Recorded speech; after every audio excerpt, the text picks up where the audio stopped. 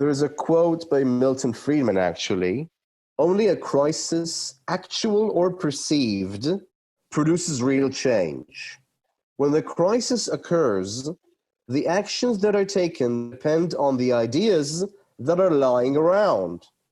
That, I believe, is our basic function, to develop alternatives to existing policies, to keep them alive and available until the politically impossible becomes politically inevitable. So it's always the time, and right now is imperative that we imagine not just the future, but futures, plural, and also imagine moderately okay, livable futures that we'd like to live in. Because if we don't, someone else is. Yeah. And you'll be living in his utopia at some point. Yeah. I'm Eran Jor, and this is Remake, a podcast about design, systems, and society. In each episode, I talk to someone who's trying to change our lives for the better in some meaningful way, whether through a new product, new venture, or a new way of looking at the world. And I try to understand how they came to it, what makes them tick, and what we can learn from them. Today I'm talking to Uri Aviv. Uri is a science fiction evangelist. He's the founder and director of the Utopia Festival for science fiction and fantastic film in Tel Aviv. A festival which merges an international film festival with an events program emphasizing the mutual inspiration between science and science fiction, and the social and philosophical significance of speculative thought. Uri is a program curator for conferences and festivals. He's also an art producer, writer, and speaker in his own right. In this conversation, we discuss how science fiction became Uri's calling and his life from an early age, why Israeli culture seems anti-science fiction, why it's so important to imagine alternative futures, the creation of Designing Tomorrow, an international interdisciplinary program for creating alternative futures, the space between utopia and dystopia, where we're headed with climate and technology, and why we need artists, creatives, and the act of imagining to avoid the worst outcomes. So let's jump right in with Uri Aviv.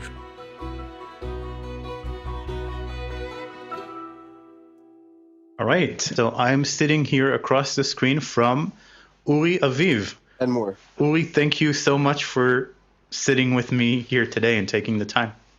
My pleasure. Avec plaisir. Great. And so the first question I always ask now during these Corona times is, how are you doing? And I think it's especially relevant because in Israel, we just came into a quarantine 2.0. And so how are you handling the situation? And it's this political situation, all the mess. How am I doing, or how am I handling it? Those are two different things for me. One of the things I do is I'm an events producer, so not many events.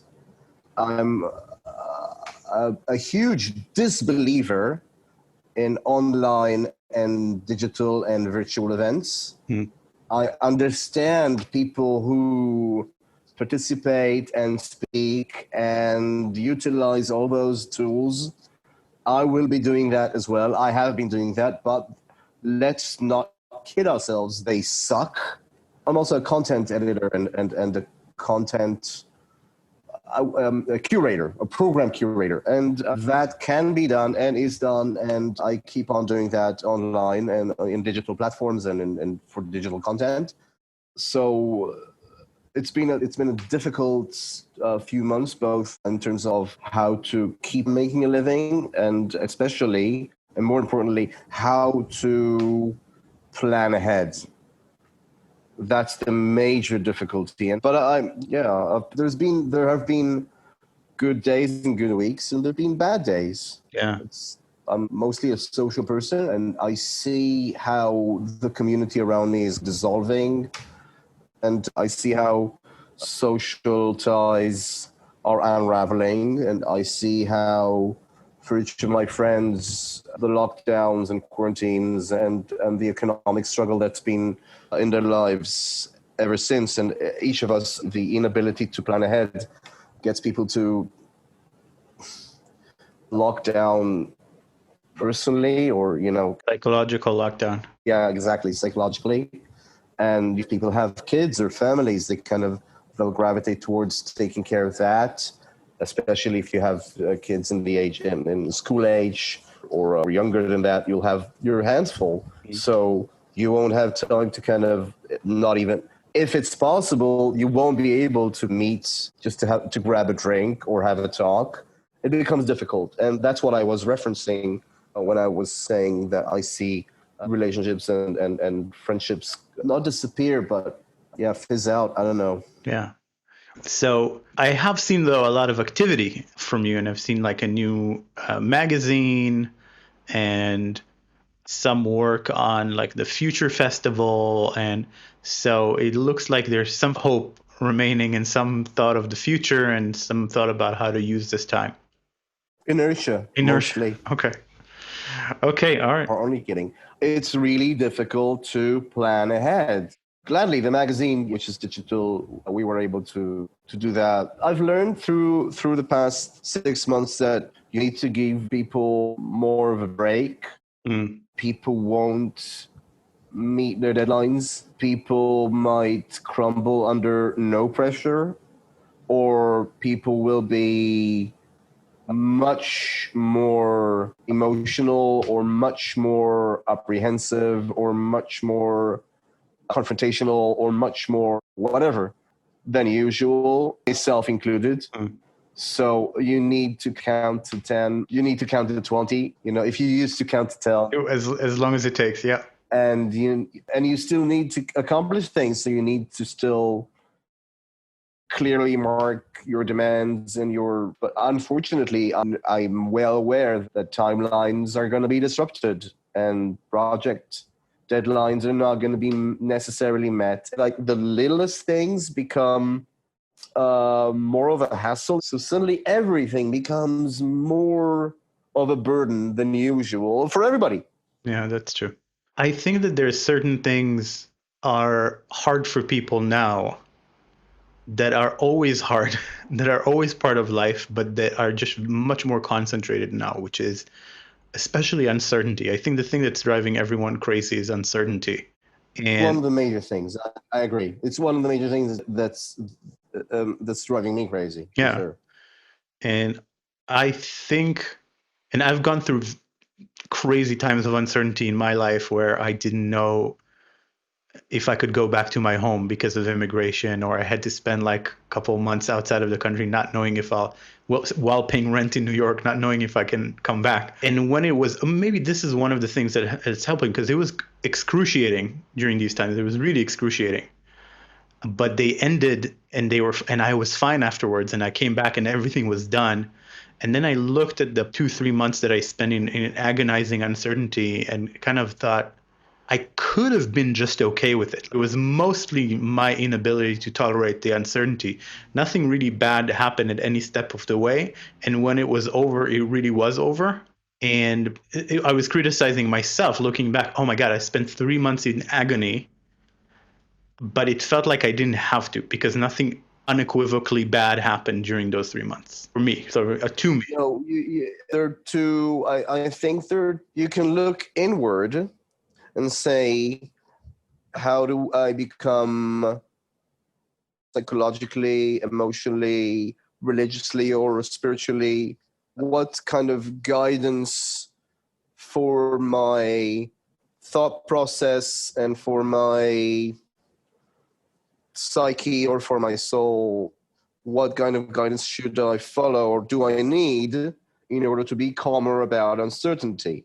That's one angle, the inward-looking angle. And the other is outward-looking, or looking at the systems that are around you that not only not mitigate, but enhance uncertainty or enhance your tension and anxieties from uncertain times.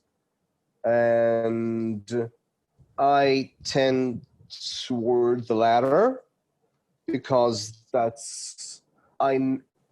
or I guess the two are important because how much of your anxiety from in those 3 months was due to your psychological situation, and you were able to mitigate it through therapy, alcohol, drugs, friendships, whatever, and how much of that anxiety was as a result of capitalism.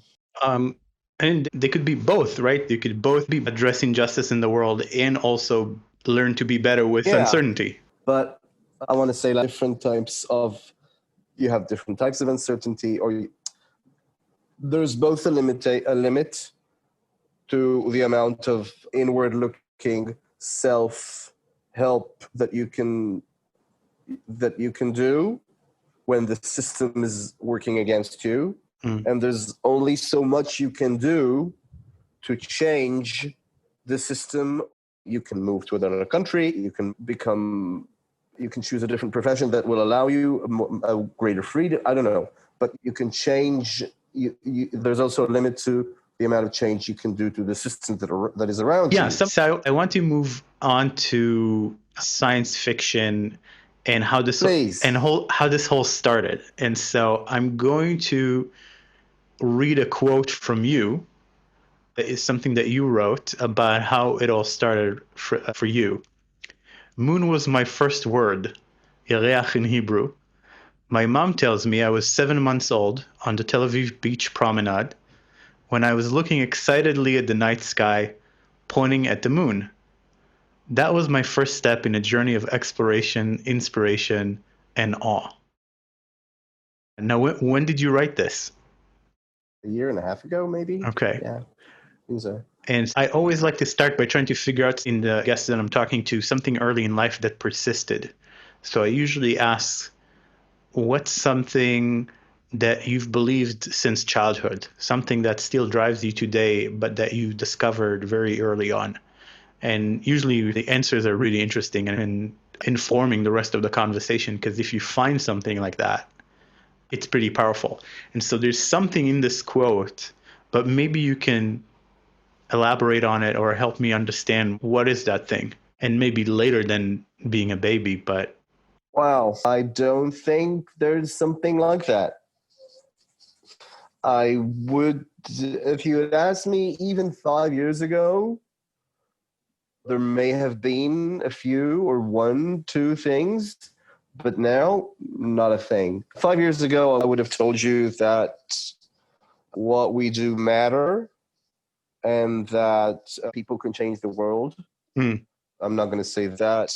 I'm in a period of time where I'm quite skeptical about everything, while at the same time, I feel I understand I'm required by myself and by my vicinity to be non-skeptical, to be very firm and affirmative.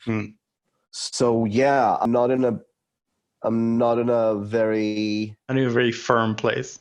Yeah, I'm in a more of a skeptical place in my life. I think that's okay. So I think it will be interesting to look at this journey, because when I met you, you definitely had still some of those remnants of we can change the world and we can redesign the world, and the importance of science fiction and reimagining the future. Definitely. So I think this is something that was a theme in your life, and it was quite remarkable because we're about the same age, and I remember as a fairly young person going to like these big science fiction and fantasy festivals as someone who was still young, still a kid, but you were organizing them at the same time.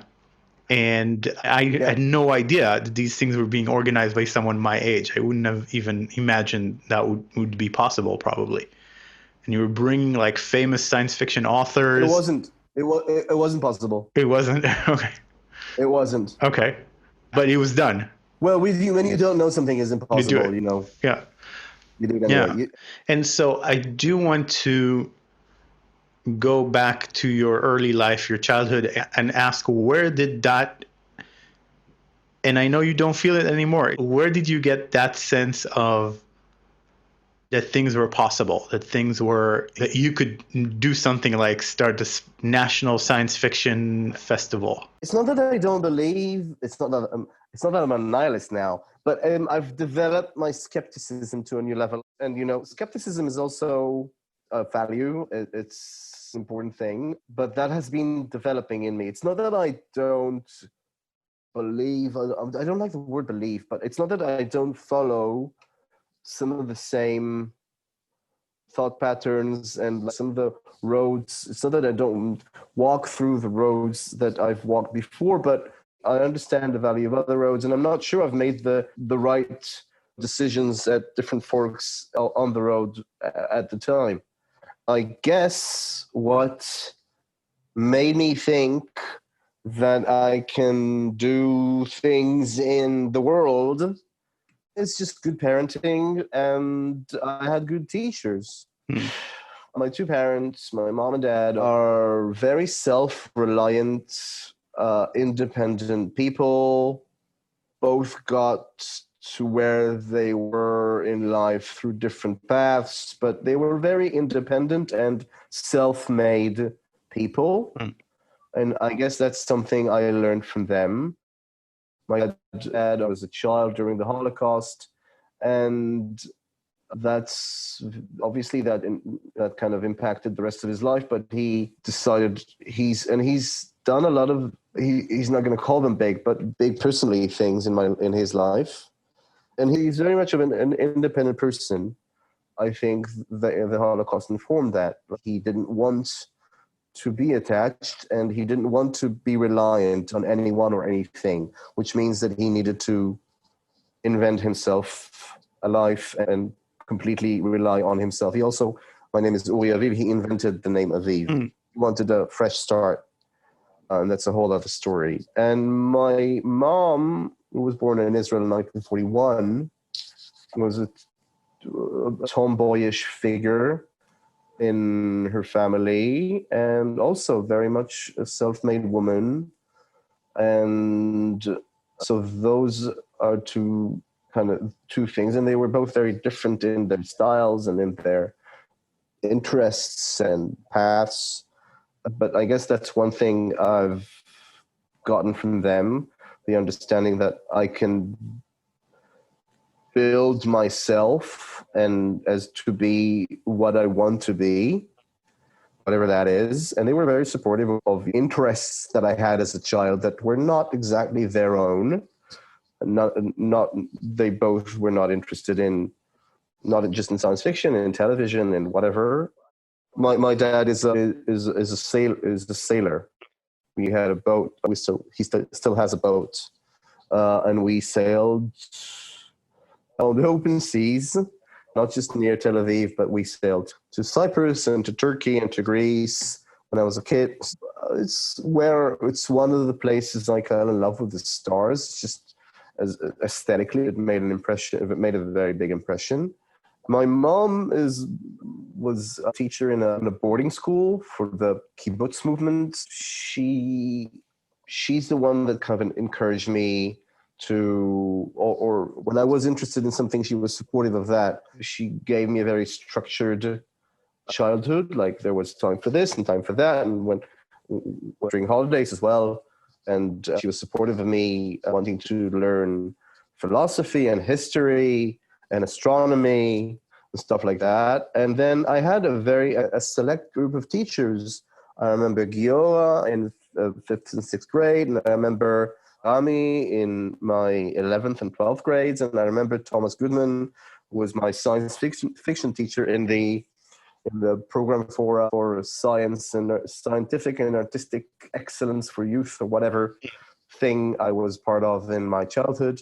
So it's like an after-school program. Yeah. And I've learned a lot from them, but I've mainly learned that I was driven and supported to do whatever I wanted to do. And I've recently learned that it was bad. It wasn't the best thing to do to encourage someone to fulfill his potential. because then you'll be at a constant struggle to fulfilling your potential. And whenever whenever your luck runs out or whenever you feel down, you're not fulfilling your potential. And there's a question about, is potential even a real thing? Like, potential doesn't exist. There's only actuality. There's not. It's a completely fictional concept. Interesting. Anyways, good parenting and good teachers. Yeah. And it sounds like you had a lot of different activities. Good. A certain parenting style and a certain teaching style that some may see as good. Some may see as good. Some that has some effects that are either positive or negative. Interesting. And so you wrote that from a very young age, and this is something we have in common. From a very young age, you got into Star Trek. And as a first thing, so yeah, tell me more about that. What did it mean back then? What did it mean? I remember seeing it at age 5. I was really excited. I remember seeing, the first memories from Star Trek, from what's called the original series with Kirk and Spock and the gang, and the original Enterprise from the 60s. I saw that on Israeli television back in the 80s. My first memory is seeing the Talosians in Talos 4, which is, now I can tell you, from the very first episode that was censored, but it became a 2-part menagerie thing in episode 11 or 12 from the original series, season 1. I used to remember all that by heart, but I don't now. Thankfully, I've made room for other things in my head. And I was shit scared. I ran to the kitchen and hid with my mom. And then because the Talosians scared me, even though they're not really scary now. I remember going back to the living room where the TV was every few minutes to check out another scene or two, and then ran away again. Funny. I fell in love with that and followed that, and then Star Trek: The Next Generation came on. I don't know how I became aware of that. I was like 7 or 8. And that was on Middle East Television, which is a Lebanese Christian channel broadcast from Cyprus now, I know, but it's a Lebanese version of the Christian Broadcasting Network, where I also saw the 700 Club and I learned a lot about the Bible. Anyways, they aired Star Trek: The Next Generation, and it was either learning the subtitled Arabic or learning English. So I knew a little bit and heard and understood what they were doing because I was watching that by myself. So that is one weird way where I learned English. I don't know exactly how, but I remember that happening. And I went to this after-school program for excellence in arts and sciences that when I was in 5th grade, where they had a program for science fiction for kids who wanted to learn more about science fiction, which is where I met and fell in love with Dr. Thomas Goodman, who was my teacher for the next 10 years, 8 years at least, maybe a little less. But then he became a mentor and a friend. And also he was the initiator of the science fiction events, like big conventions in the early 80s in Israel, which I was not part of because I was 3. Right. But in the new age of science fiction in Israel, which is when in the late 90s, when Star Trek and Babylon 5 were booming and Star Wars became a thing again and Stargate was a thing. So that's when he became very active in that field, in the cultural, scientific field, and he brought a few kids along with him, and I was one of those kids. Cool.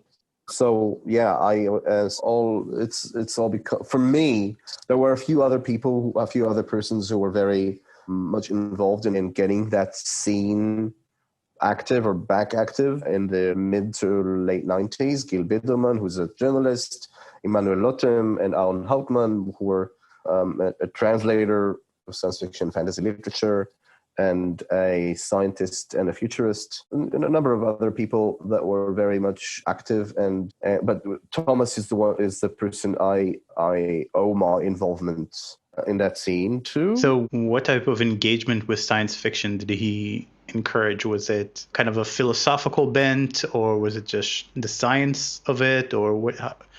How did you guys discuss science fiction? Sure. He encouraged everything.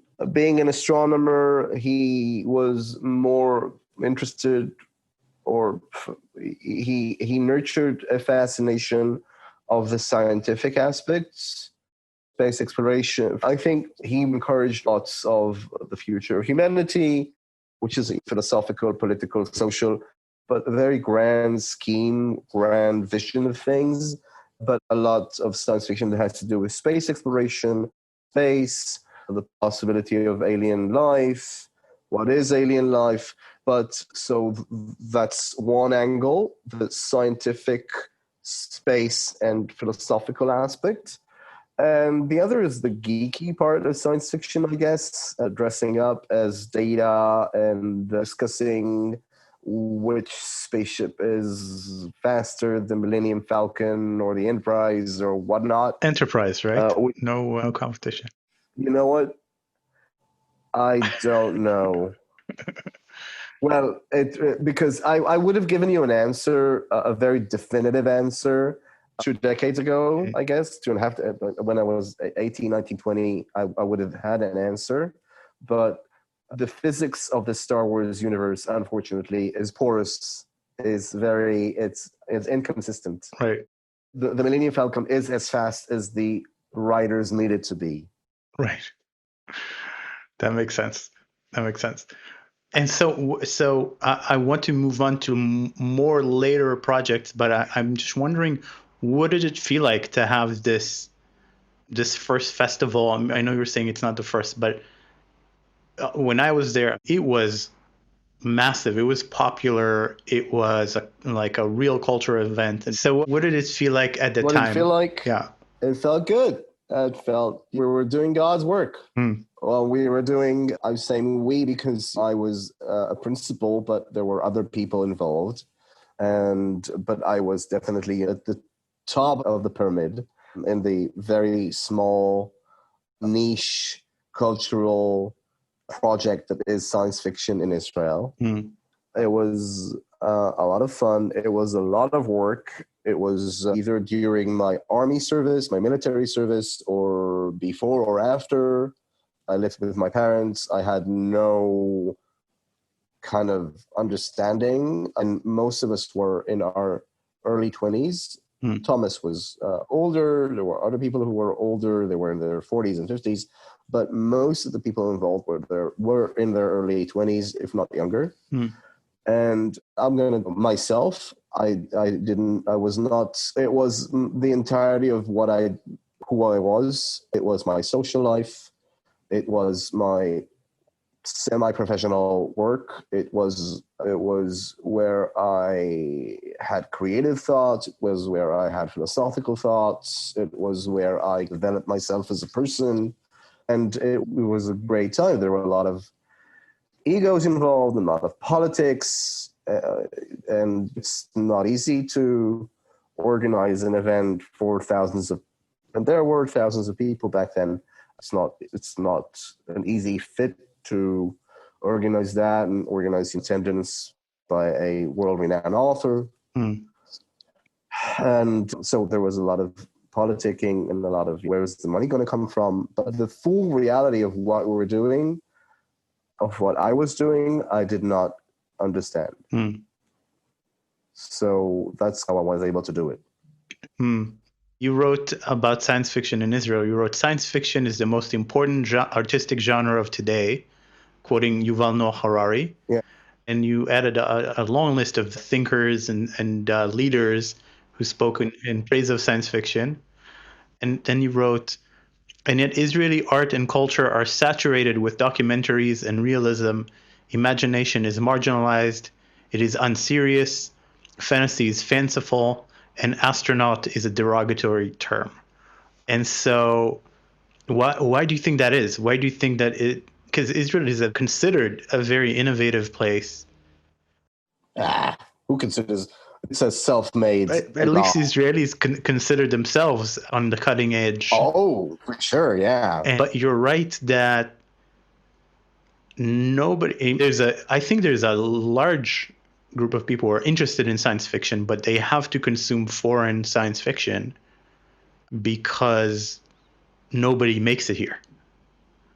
Almost nobody. And you know everyone who does probably personally. But what do you think that is? Why is Israel so strange? I can articulate from what you've asked a number of questions. It's not just one question. So why do people who like science fiction consume non-Israeli science fiction? Science fiction is such a huge term. It's an umbrella that encompasses Star Wars and Star Trek and A Handmaid's Tale and 1984 and Solaris and So it encompasses literature and comics and cinema and TV and video games and blah blah blah. So there's so many things. The more pop culture items on the list being films and video games, and the major ones are not done in Israel as much as they're not done in Austria and Bulgaria and Romania and Estonia and so forth. They're mostly done in Hollywood, which is fine. So that's one answer. So the entire world is consuming that specific, it's really interesting because it has certain aesthetics, it has certain narratives that emanate from that space in culture that has a certain social economic scheme. Right, value structure. Okay, so that's one. So Israelis aren't necessarily different in that than Austrians, all right? Now, the more interesting thing is what is created here by Israeli creatives, right? So there's the consumer side of that, and there's also the creative community part of that, the artistic creative community. What is made here, and who is it made for, or what does it say, and so forth. And there's a long list of complaints by my part on what is made here and what is not, and not made the informed academic comparison to how much science fiction or speculative creativity, the academic terminology is speculative, which encompasses both science fiction and magical realism and alternative histories and time travel stories, which when you hear science fiction, you mostly think about either future dystopias or alternative history or space or robots. But there are numerous of other potential timelines, of potential subgenres like alternative histories. Philip Roth's The Plot Against America, one such narrative that was recently adapted to TV, which is alternative past, alternative history, which is a subgenre of speculative fiction. Anyways, I know a little. I know that other places that are not necessarily English-speaking have a huge creative industry that's reliant on speculative fiction. Belgium actually is one of them, with a rich history of comic books, for instance. So is France, so is Spain, a number of other European countries, so Israel. There are a number of answers, most critical of like the most prominent of which would be Zionism, where, to paraphrase an Israeli author who's written about this, we're living through cosplay. We're cosplaying a nation right now. We're making believe that we have an army and a parliament and an HMO, like the healthcare system. Yeah. We're believing that we have a healthcare system, and it's really hard from within the make-believe system to make-believe again. And it seems like we need to make believe a lot of other really important things, like a working democracy, or there are roads to pave, to make believe pave, right. and there are better schools to build. So it's really not critical right now to write about lizard men from Mars. Yeah. In Hebrew. Yeah. No, I think it's funny. I would have put it differently, but I think that it's getting at something real, which I would have said there's this survival mode from the beginning of the country, very deep in trauma from generations and Holocaust, and then the wars. And I think that it breeds a kind of uber practicality, which is something I actually even hate about Israeli high tech, where you don't see a lot of dreamers. You see people who optimize trade and people who optimize spying and tracking, and a lot of people who do gambling. And these are some of the biggest companies. Back-end stuff. Yeah. A lot of back-end stuff. Yeah. And they're not, I don't see, and maybe I'm wrong, but my go-to example, it's Facebook, but for dogs. A lot of derivative work. The dreamers, and there are so many Jewish dreamers, but either they do it in some other form or they go abroad and succeed abroad. It's weird. So I do want to press, and not all of the listeners are going to be Israelis, of course, but I do want to press on one thing with Israel because there does seem to be a clash for me. So I'm going to do something that's probably going to be considered in very bad taste. I'm going to quote Ben Gurion at you. Oh, is that it? I don't see. So, okay. Ben Gurion had a famous article where he envisions the future. So I would love to see that. But here's what he says about Israel and the Jewish people. He said, if I had to point to one fundamental difference between Jewish culture and the other cultures, I would define it thus. The eyes of other people were always turned to the past, to some ancient golden age described in their legend and mythology, while our people, faithful to the special spirit of the prophets, its eyes were looking always to the future, to the end of days. For the Jewish people never accepted the given reality with its slavery, bondage, wars, oppression, poverty, and injustice, but yearned for a future in which a government of grace and justice shall fill the world. And he's quoting some passages from the Torah of like, nation shall not lift up sword against nation.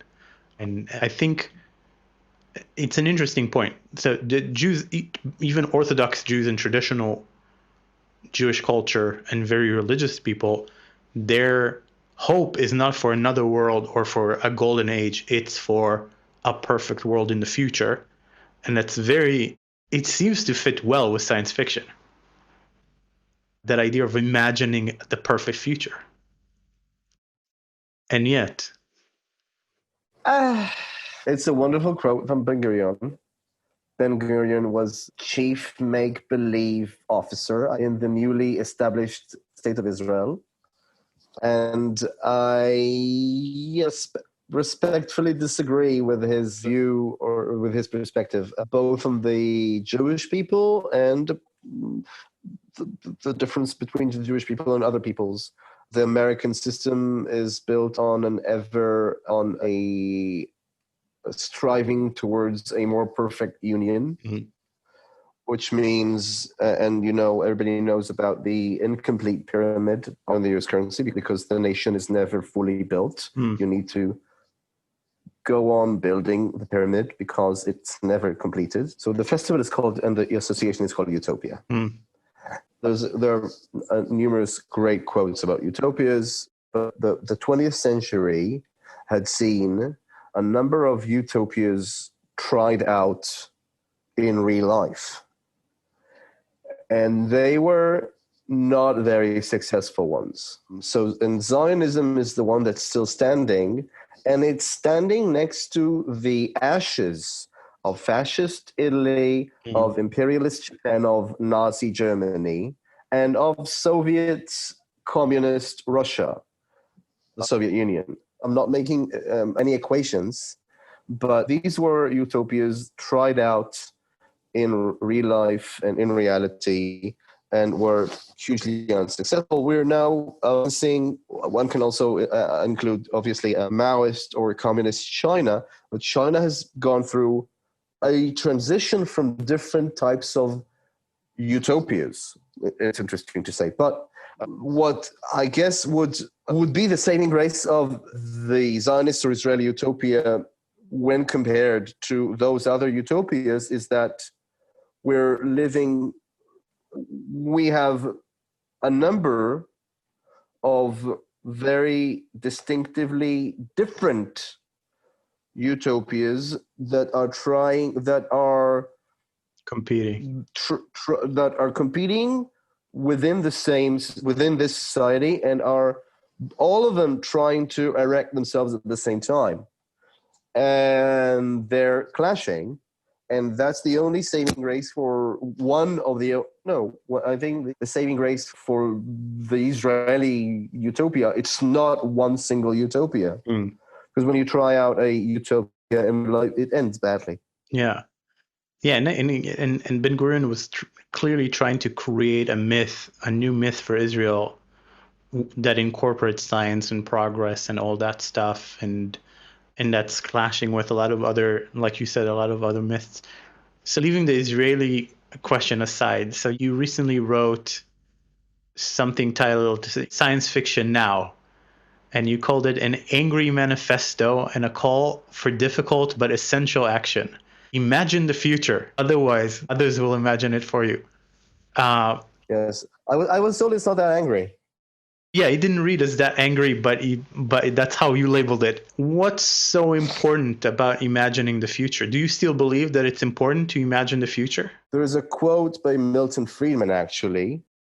Great. So this Naomi Klein uses this quote to invigorate and energize a left, I would say. And the quote reads, and this is Milton Friedman, right? Only a crisis, actual or perceived, produces real change.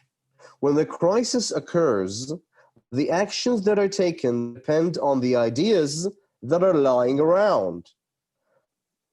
And Milton Friedman promotes what he was doing. That, I believe, is our basic function, to develop alternatives to existing policies, to keep them alive and available until the politically impossible becomes politically inevitable. So how does policy and where does it emerge? It emerges in the imagination of everybody, of activists, economists, policymakers, ideologists, journalists, and in the minds of authors and creatives and artists. And it's always been the time, it's always the time, and right now is imperative that we imagine not just the future, but futures, plural, and also imagine moderately okay, livable futures that we'd like to live in. Okay. And if we don't, someone else is. Yeah. And you'll be living in his utopia at some point. Yeah.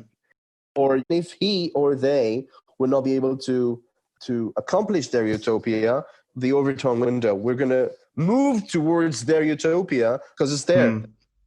So tell me, you've been involved with the futures community and this program called Designing Tomorrow, and you're leading some really interesting things along these lines.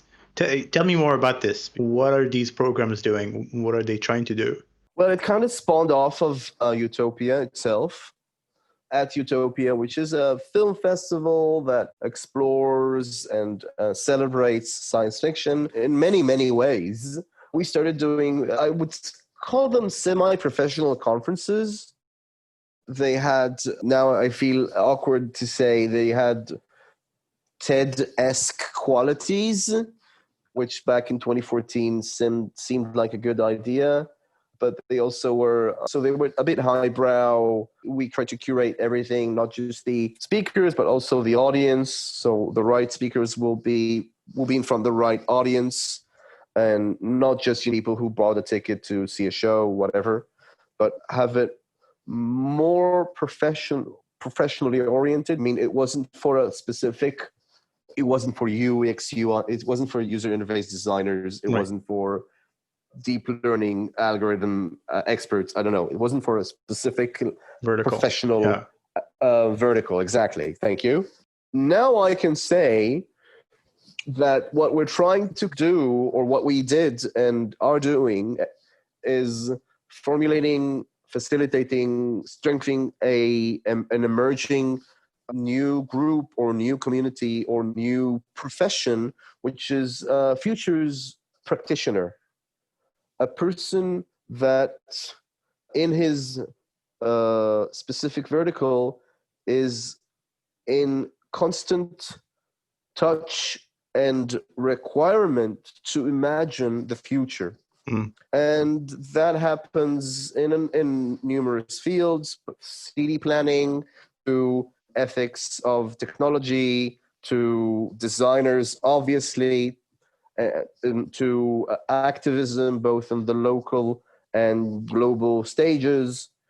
Not all policymakers, but some, not all activists, but some, not all designers, but some. That's what we've designed. We started off with those semi-professional conferences. Then we did a 3-day professional networking conference that had both public and private events, which you participated in, Eran, back in 2016. That's where we understood we have a community. We understood, and there were more people who were more leaders in the community, both part of the Utopia Festival team and part of another conference that we are in very good collaboration efforts with, which is called Republica in Berlin, which is much bigger and is quite well known, both in German and in European circles and in technology and digital circles around the world. It's one key place where TED organizers went to discover new talent, stuff like that. Interesting. Back when they discovered new talent, yeah.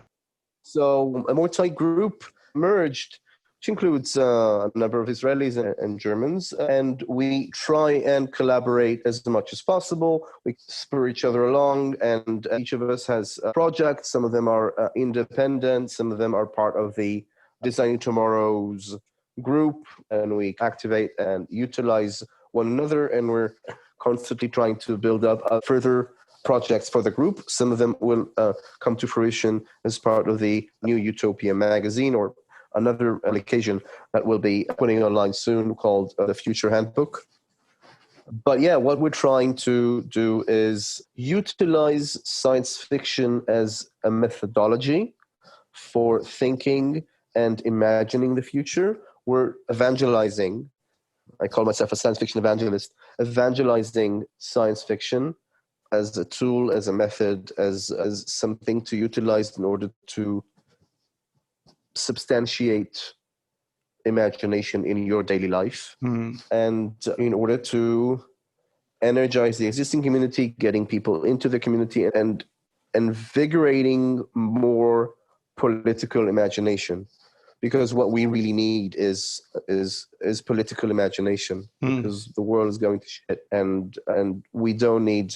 We can see the Milton Friedman-esque types of solutions around us, and we would like other options. And I've seen some of these things, and we've discussed this before, but I'd love to see if you can give listeners maybe taking one example of someone going through this journey from daily life to science fiction and back, and something they took away from it that would not have been possible without the science fiction, or would be unlikely without the science fiction? I'll give you just one story by Eden Coopermans, who's my number two for everything and anything that has to do with the future in science fiction.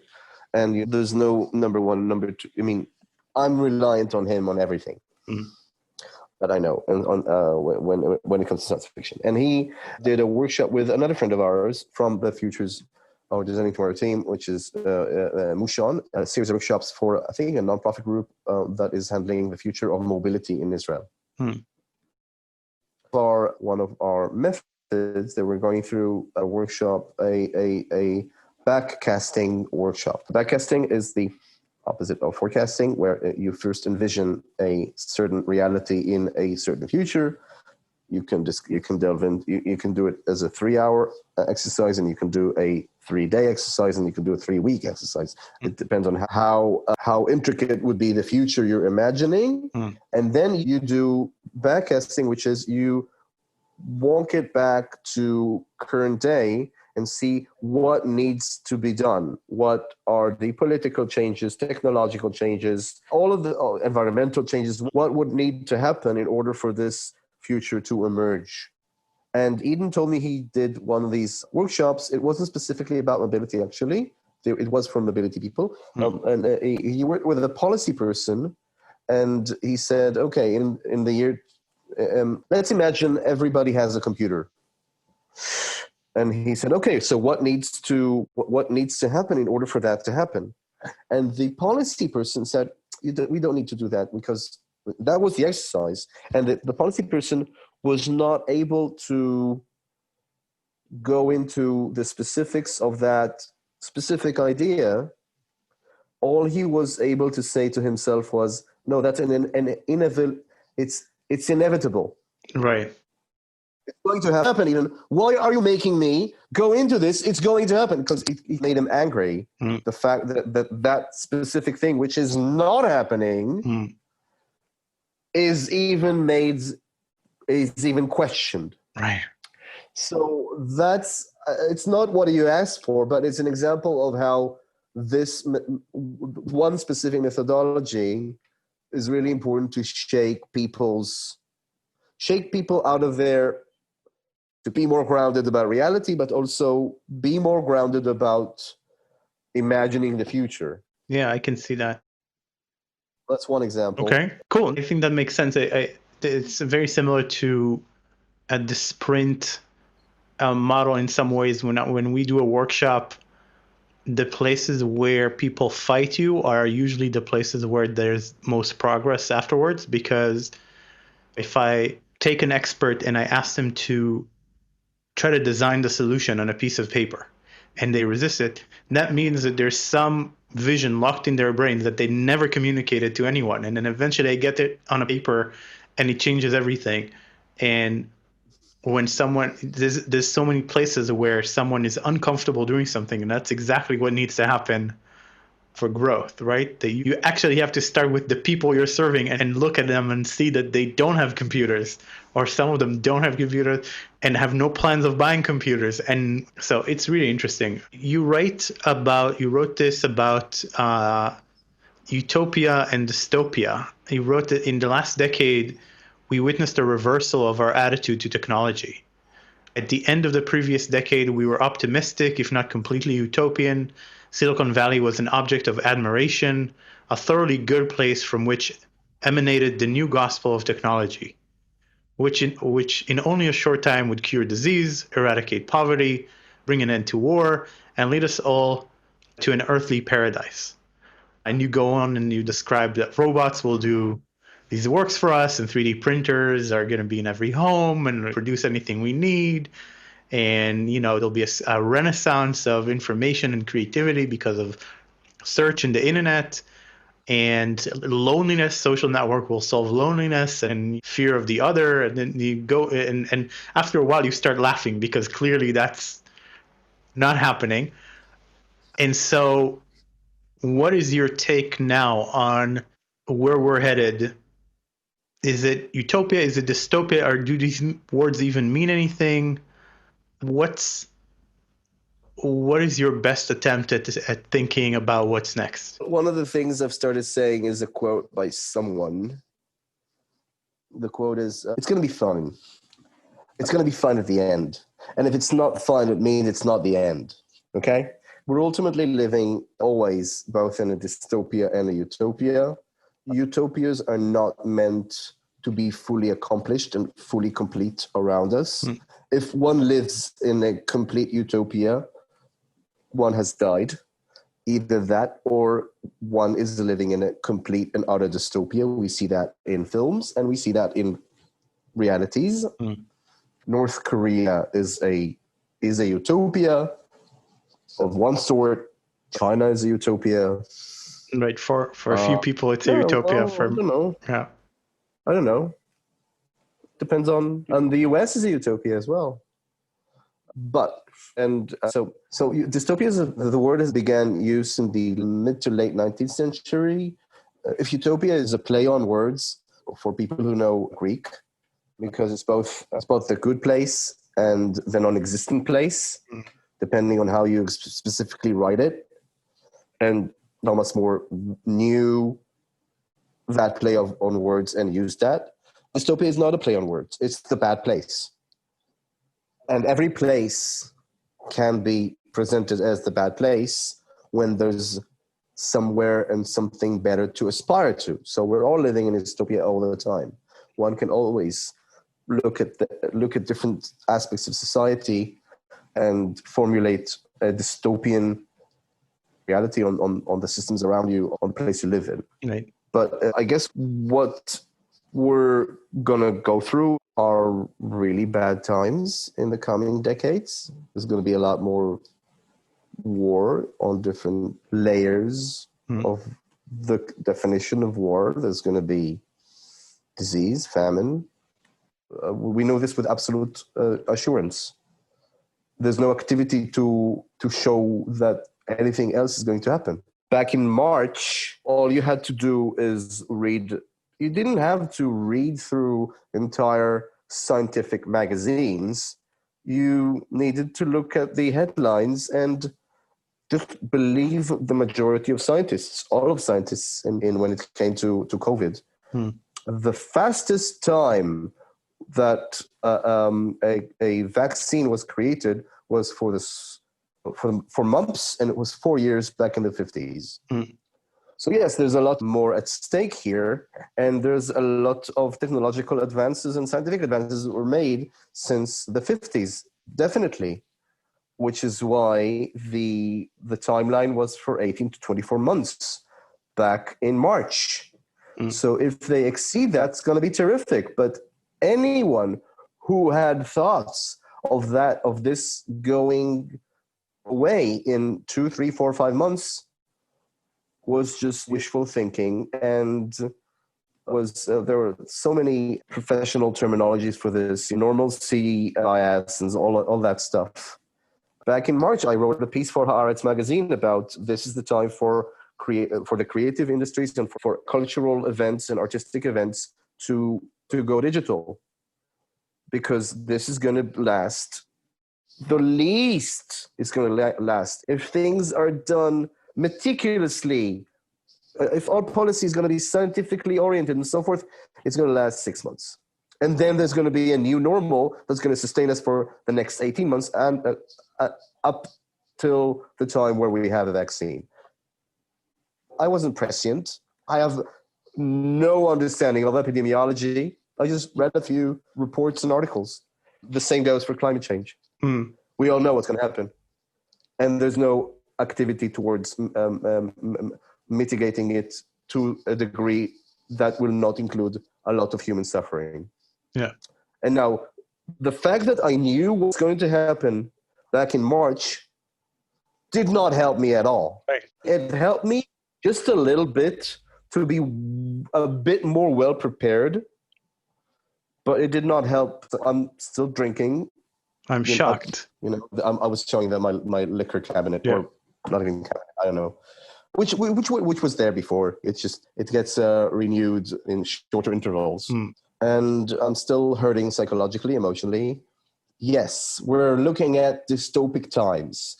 And when you're in dystopic times, there's no greater feat, there's no greater challenge, and there's no other way than imagining utopias. There you go. Because otherwise, you're leaving the stage either for the continuous dystopia, but it's not that, because there are policymakers out there who make decisions, and they make decisions on their preconceived notions of how reality should look like, and that relies on their imagination of the future, how the future should look like according to them. And we need to release in the air, it needs to be aerosoled, different types of imaginations of the future. Yeah. You said you had some Utopia quotes? So, this is Ursula Le Guin, one of my new favorite authors. I highly recommend The Dispossessed, which is underlined as an ambiguous utopia. I think a very important read for these times and for any time. This is what she said when accepting the National Book Award back in 2014. Hard times are coming when we'll be wanting the voices of writers who can see alternatives to how we live now, can see through our fear-stricken society and its obsessive technologies to other ways of being, and even imagine real grounds for hope. We'll need writers who can remember freedom, poets, visionaries, realists of a larger reality. Books aren't just commodities. The profit motive is often in conflict with the aims of art. We live in capitalism. Its power seems inescapable, but then so did the divine right of kings. Any human power can be resisted and changed by human beings. Resistance and change often begin in art, very often in our art, the art of words. I've had a long career as a writer, and a good one in good company. Here at the end of it, I don't want to watch American literature get sold down the river. We who live by writing and publishing want and should demand our fair share of the proceeds, but the name of our beautiful reward isn't profit. Its name is freedom. And one last quote I'll give you is on the Utopia main page. She's on the horizon. I go 2 steps, she moves 2 steps away. I walk 10 steps, and the horizon runs 10 steps ahead. No matter how much I walk, I'll never reach her. What good is Utopia? That's what, it's good for walking. That's a good one. Thanks so much for taking the time today. And I'll give you an opportunity to give people a chance to find you. Where can they find you? Where should they look for stuff from you? Uri Aviv online, just not the Uri Aviv who went bankrupt some time ago. Owned a bar in Tel Aviv, not me. Actually, not me. But Uriaviv.com. I think it's Uriaviv.com, yeah. But people Google. So it's Uri Aviv. And that has a link to Utopia, to Designing Tomorrow, to everything, but also Utopia Festival in Israel for the Utopia website. Cool. Thank you so much. Thank you. All right, that's it for today. If you enjoyed the podcast and would like to support it, please consider writing a 5-star review in Apple's podcast app or wherever you're listening. It helps many more people discover the podcast and also makes us feel good. Current support for the podcast comes from my own design company, Remake Labs. We run design sprints all over the world, and our goal is to improve outcomes, whether in business or various organizations, through repeated and rapid design interventions. Now, until next time, be well, everyone. See you next week on Remake.